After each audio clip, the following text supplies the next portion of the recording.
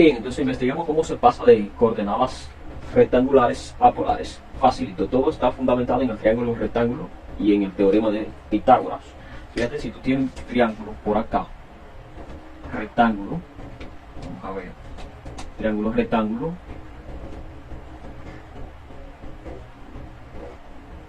como este, por Pitágoras, si a esto le llamamos X, si a esto le llamamos Y, y esto es R, tú sabes que esta longitud, que es la hipotenusa al cuadrado, bueno, pues igual a la suma de los cuadrados de los catetos sobrantes, ¿verdad?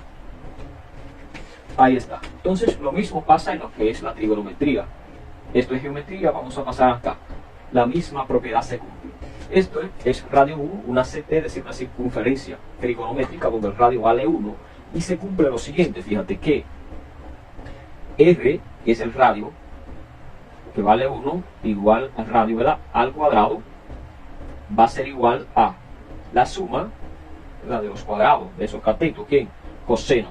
Fíjate, coseno al cuadrado del ángulo más seno al cuadrado del ángulo, que es una identidad trigonométrica pitagórica, porque esto se cumple y nace de aquí. No hay que darle mucha vuelta a ese asunto. Entonces, ¿qué pasa? Fíjate, esta longitud es la razón trigonométrica de dividir este cateto entre la hipotenusa.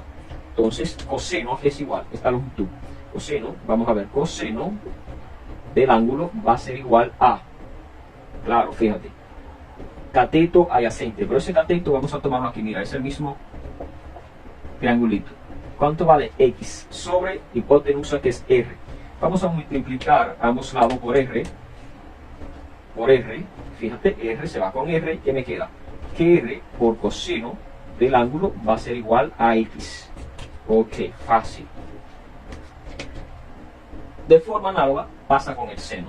Entonces aquí con el seno, fíjate, si tiene, vamos a ver, si tiene, no se lo rojo, si tienes esta longitud, es la razón trigonométrica de dividir este cateto entre la hipotenusa. Este cateto es Y. Entonces seno del ángulo va a ser igual a Y dividido por R. Si multiplicas a ambos lados de esa igualdad por R, fíjate, ¿qué pasa? R con R se te va y ¿qué te queda? R por seno del ángulo es igual justamente a Y. R, seno, vamos a ver si lo escribo mejor.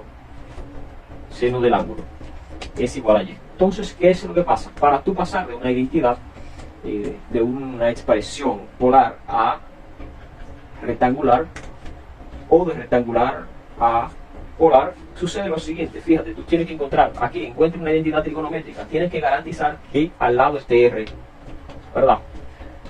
Desde cartesiana, desde rectangular a polar, no hay mucho problema, simplemente es cambiar por su equivalente y ya.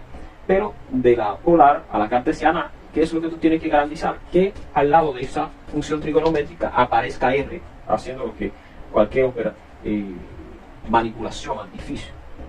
Entonces, mira, hay otra identidad que es bueno tenerla presente, que es la tangente. La tangente es igual, la voy a poner por acá.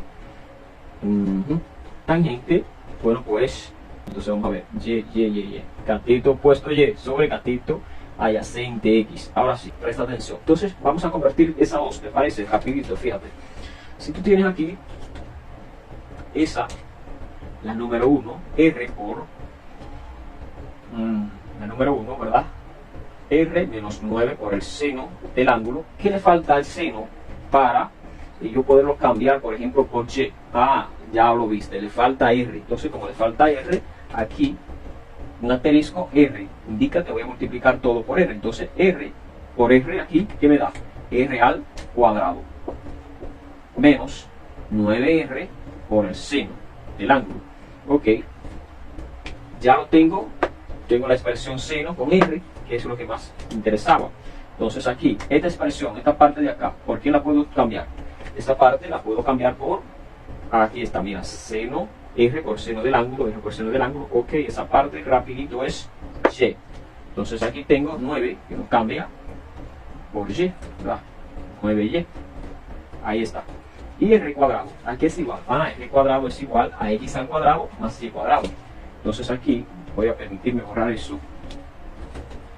borrarlo para empezar con r cuadrado. R cuadrado es x al cuadrado más y al cuadrado, lo tenemos aquí, menos 9y. Este y sale de esta expresión.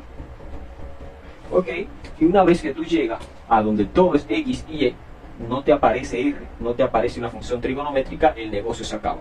Ya está pasado de este polar hacia, de este polar hacia rectangular. Todo facilito, rápido, fíjate en dos movimientos. Vamos entonces con esta. Borramos ahí, ya repito el video si lo quiere ver. Fíjate. La número 2. La 2 es fácil, ¿no? Facilito. Mira, aquí, donde quiera que yo vea una letra X, la cambio por su equivalente. ¿Dónde está? El equivalente de X es coseno. Aquí. Entonces esto es X es R por coseno del ángulo, pero X está al cuadrado, menos X de nuevo. X es igual, como hay dos variables que están pegados, abro paréntesis, a R por coseno del ángulo, por Y, pero Y es R por el seno del ángulo, más Y, acabamos de decir que es R por el seno del ángulo. Entonces aquí va a ser igual. Ok, fíjate, al cuadrado, entonces me resulta R al cuadrado por coseno al cuadrado del ángulo. El exponente cuadrado afecta a R como la función seno. Entonces menos R por R aquí es R al cuadrado por coseno del ángulo por el seno del ángulo, más R por el seno del ángulo. En otras palabras, antes de, ya aquí en este paso, la función, la expresión rectangular ya está convertida a polar en esta parte de aquí arriba. Porque fíjate que no aparece X ni Y en ningún lado, entonces ya está convertida, ahí se acaba. Esta parte que estamos haciendo aquí debajo, que hicimos ya, fue para reducir la expresión a la mínima. Reducir esto a la mínima expresión y que nos quede organizado. Pero ya no entra en la parte de conversión, sino una forma de estética de que quede mejor presentado. Todo terminó ahí arriba. Cuando tú vas desde rectangular a polar, tu trabajo es convertir todo lo que esté aquí en R y funciones trigonométricas. Cuando tú logras eso, ya terminaste. Aquí, cuando es de polar a rectangular, el trabajo es que no aparezca en la nueva expresión una función trigonométrica ni R, buscar todos sus equivalentes. Por ejemplo, bueno, yo creo que ahí está bien, pero sí, vamos a dejarlo ahí, después hacemos más.